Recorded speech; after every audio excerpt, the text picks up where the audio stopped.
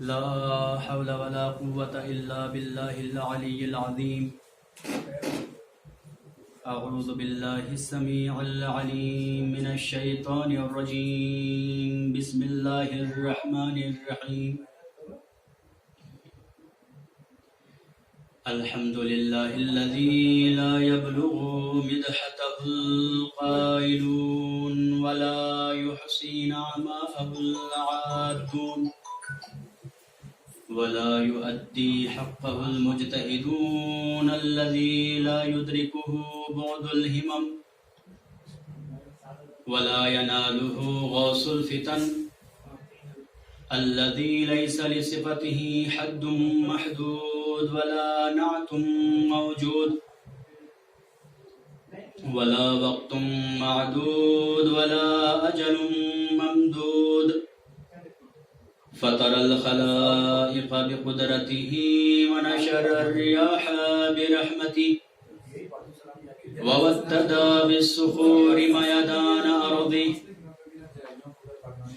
والصلاة والسلام والتحية والإكرام على رسول الثقلين محبوب رب المغربين والمشرقين جد الحسن والحسين أبي القاسم محمد وعلى أهل بيته الطيبين الطاهرين المعصومين المظلومين ولعنة الله على أعدائهم أجمعين من الآن إلى قيام يوم الدين. أما بعد، فقد قال الله تبارك وتعالى في كتابه المجيد وفرقانه الحميد وقوله الحق. بسم الله الرحمن الرحيم. ليكون الرسول عليكم شهيدا. صلوات بر محمد وآل محمد. اللهم صل على محمد. معزز سامعین، حاضرین مجلس، آج ہم سوگواری منانے کے لیے جمع ہوئے ہیں. یہ تاریخ جن دو انوار سے مخصوص ہے وہ سرکار اور امام حسن مجتبیٰ علیہ الصلاۃ والسلام کے رحلت کی تاریخ.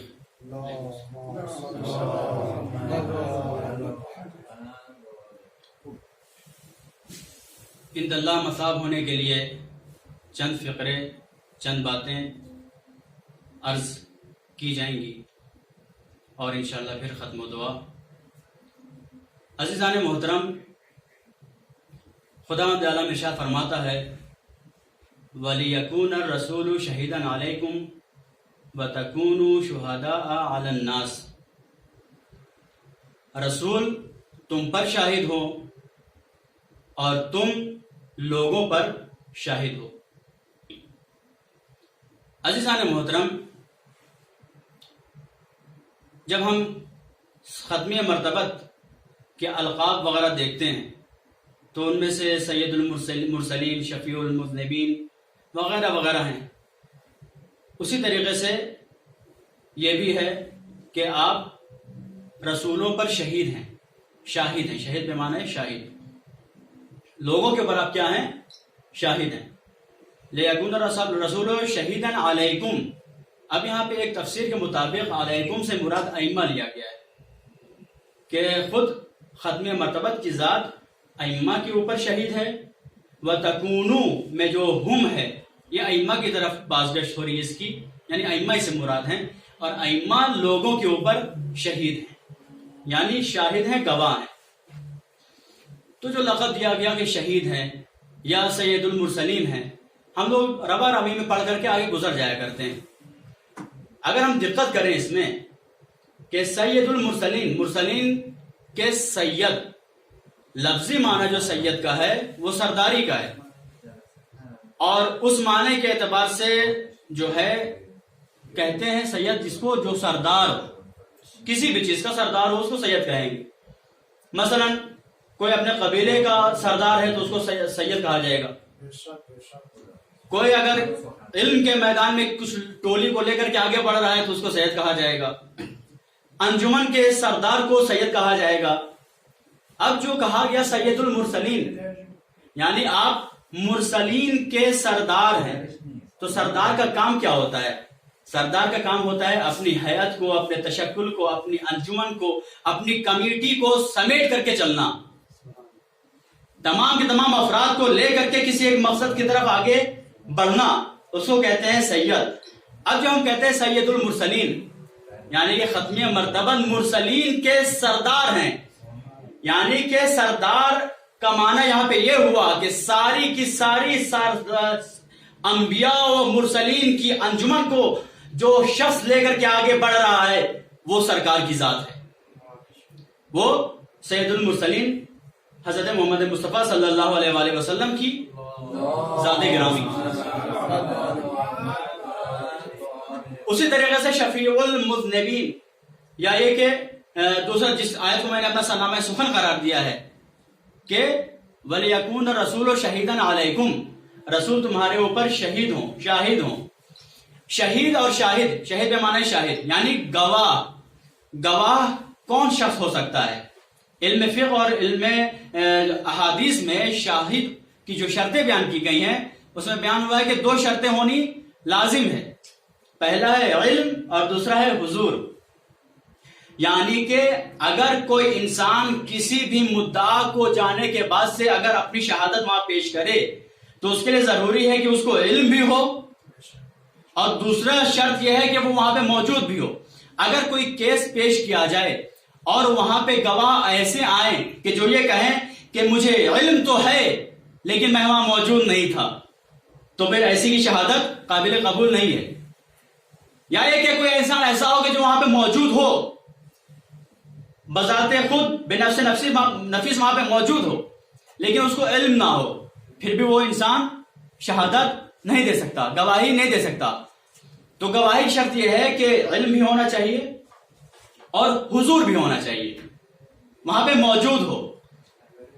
اب جو ہم یہ کہتے ہیں کہ ختم مرتبہ کی ذات شہید ہے، یعنی کہ آپ شاہد ہیں تمام انبیاء کے اوپر، تمام امت کے اوپر اور ائمہ کے اوپر آپ شاہد ہیں، یعنی کہ آپ شاہد اس وقت ہو سکتے ہیں کہ جب آپ وہاں پہ موجود بھی ہوں اور آپ کو ان کا علم بھی ہو۔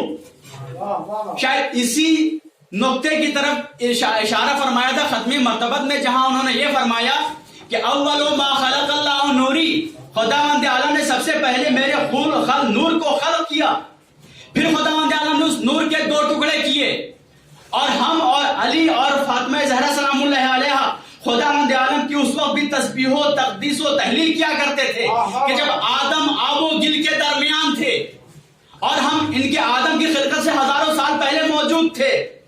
تو اس طریقے سے ہم جو ہے سمجھ سکتے ہیں کہ اب ختم مرتبہ اور ائمہ کی ذات وہ ہے کہ جتنی ہستی بنی ہے ان کی نگاہوں کے سامنے بنی ہے، جو بھی چیزیں انس، جن، حشرات، حیوانات، تمام کے تمام ملائک، جتنوں کی خلقت ہے، سب ائمہ اور اہل بیت اطہار علیہ السلام کے نگاہوں کے سامنے جو ہے خلقت پیش میں آئی ہے۔ عزیزان محترم، ختم مرتبہ کی ذات کے بارے میں ارشاد ہوا انا و علی ابوا هذه الامہ، ہم اور علی اس امت کے 2 باپ ہیں، 2 والد ہیں۔ ایک روایت آپ کی خدمتوں میں پیش کرنا چاہتا ہوں، ایک صلوات بھیجیں محمد والے محمد پر۔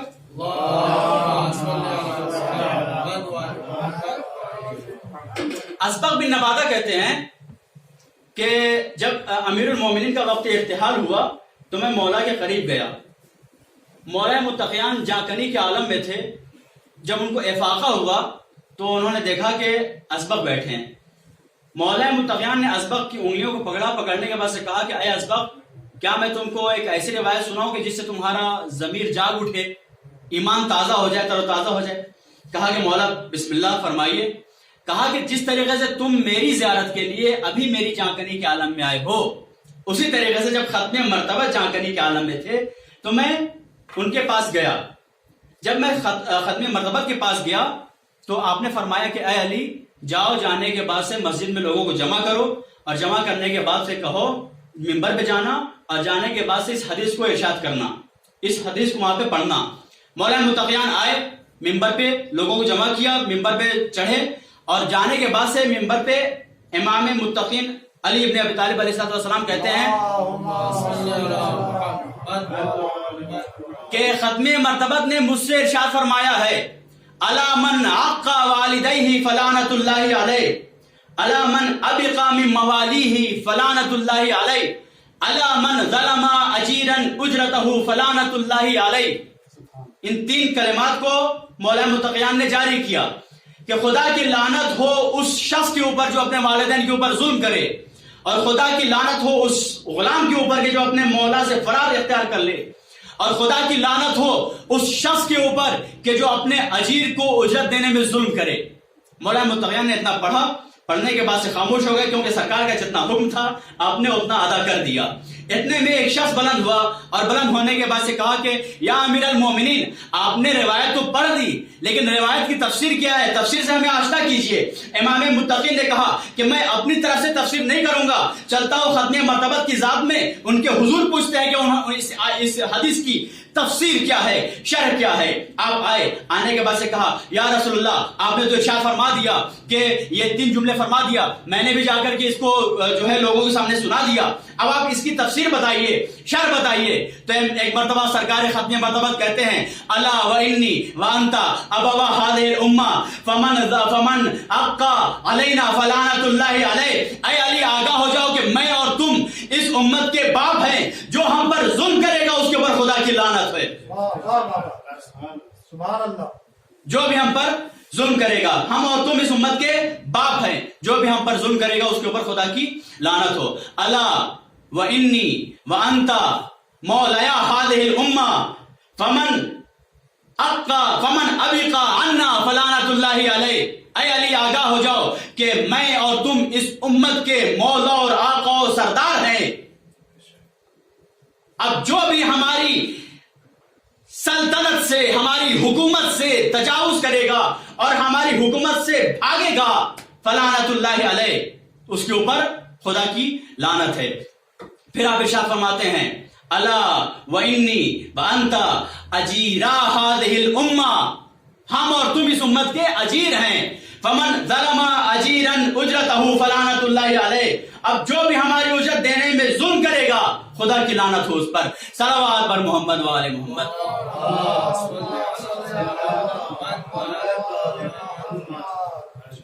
عزیزان محترم، اب جو اجرت دینے میں ظلم کرے گا، ہم دونوں اس امت کے اجیر ہیں، جو بھی ہماری اجرت دینے میں جو ہے ظلم کرے گا اس کے اوپر خدا کی لعنت ہو۔ عزیزان محترم، اب یہ دونوں کون سے اجیر ہیں؟ یہ دونوں امت کے اجیر ہیں۔ ان دونوں نے احکام خداوندی کو پہنچایا، ان دونوں نے تمام کے تمام عقائد خداوندی کو پہنچایا، انہوں نے نماز پہنچائی، روزہ پہنچایا، حج پہنچایا، تمام کے تمام امور کو پہنچایا، لیکن کبھی اجرت نہیں مانگا۔ اور خداوند عالم نے آخر میں کیا ارشاد فرمایا؟ کیا میرے حبیب کہہ دیجئے لا اسألکم علیہ اجرا الا المودۃ فی القربى، ہم تم سے کسی بھی اجر کا مطالبہ نہیں کرتے مگر یہ کہ ہمارے قربہ سے، ہمارے قرابت داروں سے مودت اختیار کرو۔ تو پتا چلا کہ اگر رسالت معاذ کو ان کی اجرت دینا ہے، اگر علی کو اجرت دینا ہے، یعنی کہ ہمیں اپنے والد روحانی کو اجرت دینا ہے تو ہمیں قرابت دار سے مودت اختیار کرنی پڑے گی۔ صلوات پر محمد و آل محمد۔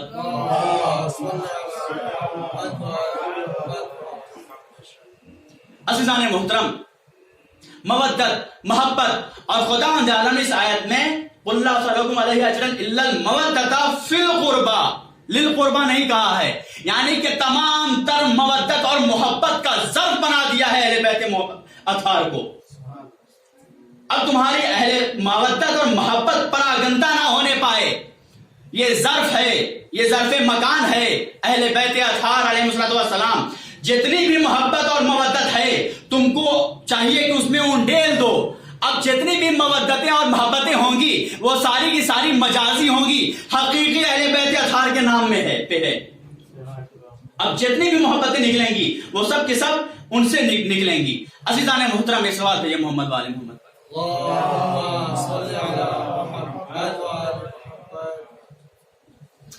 ایک حدیث ہے محبت اور مودت کے سلسلے میں کہ من تولا حجرن فحشرہ اللہ یوم القیامت معہ، اگر کوئی انسان پتھر سے دل لگا بیٹھے تو اللہ اسے قیامت کے دن اس پتھر کے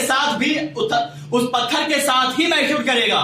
عزیزان محترم، جب خداوند عالم فیصلہ لے چکا ہے کہ ہم اگر کسی چیز سے دل لگائیں گے، اگر وہ پتھر ہوا تو خداوند عالم پتھر کے ساتھ محشور کرے گا، تب سے ہم محتاط ہو گئے ہیں دل لگانے میں بھی، محبت کرنے میں بھی۔ ہم ایرے غیرے سے محبت نہیں کیا کرتے، ہم کسی سے بھی دل نہیں لگایا کرتے، کیونکہ ہمیں پتا ہے کہ جس سے بھی ہم دل لگائیں گے ہمیں اسی کے ساتھ محشور کیا جائے گا۔ یہی وجہ ہے کہ ہم نے علی اور اولاد علی کے ساتھ دل لگایا ہے کہ معبود ہمیں کسی ایرے غیرے کے ساتھ محشور نہ کرنا، اگر محشور کرنا ہو تو علی اور اولاد علی کے ساتھ محشور کرنا۔ صلوات بر محمد و آل محمد۔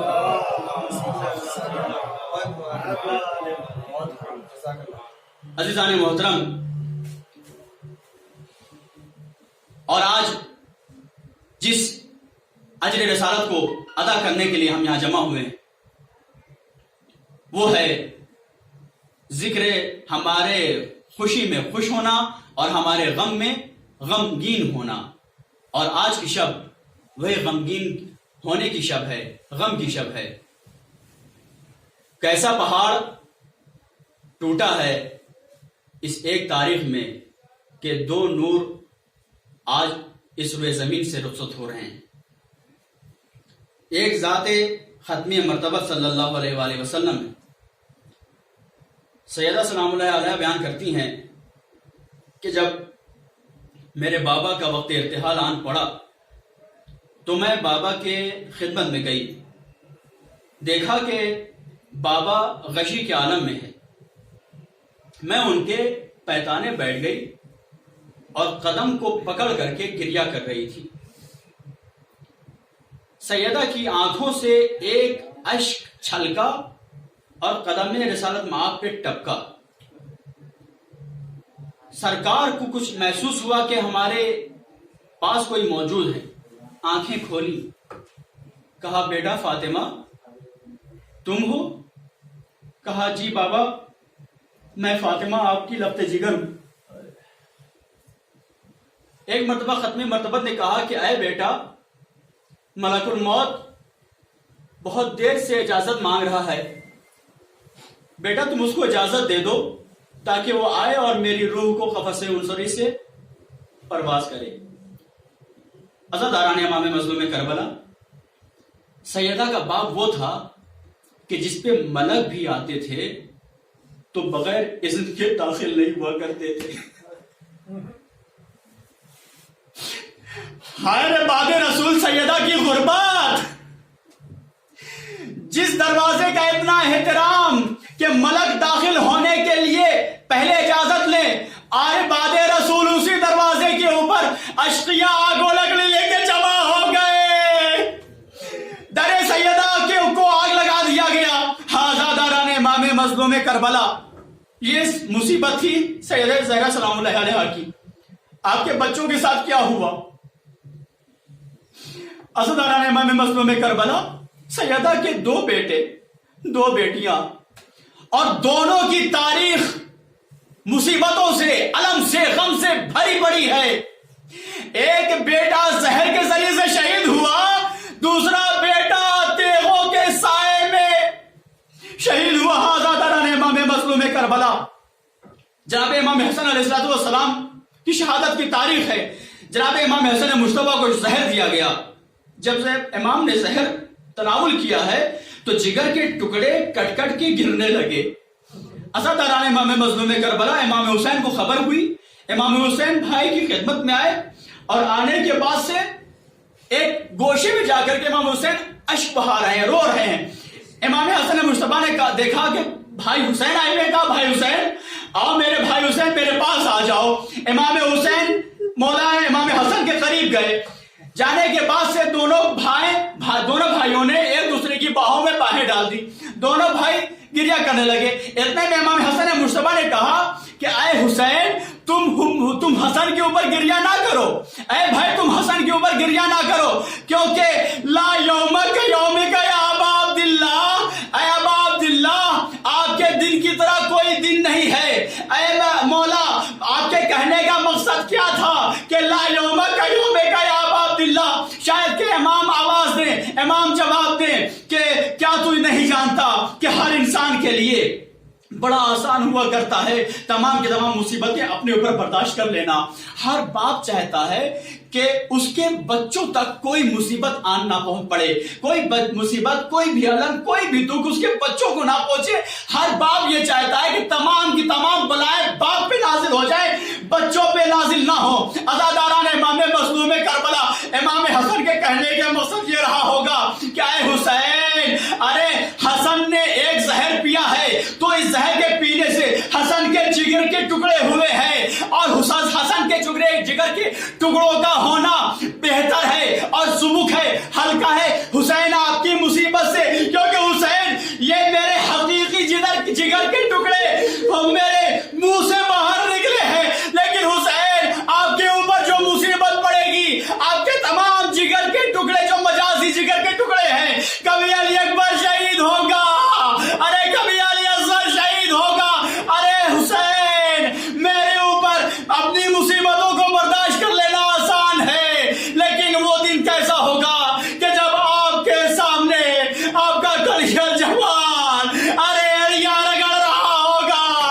آپ کا ششمہ ارے اس کے گلے پہ سے شعباتی آ کے پیوست ہوگا۔ لا یوم کا یوم کا یا ابا عبداللہ، لا یوم کا یوم کا یا ابا عبداللہ، اللہ لعنت اللہ علی القوم الظالمین، الہی بحق زہرا و بیہا و علی اپنی حسر المصطفی ماتم حسین۔ یا حسین یا حسین یا حسین یا حسین یا حسین یا حسین۔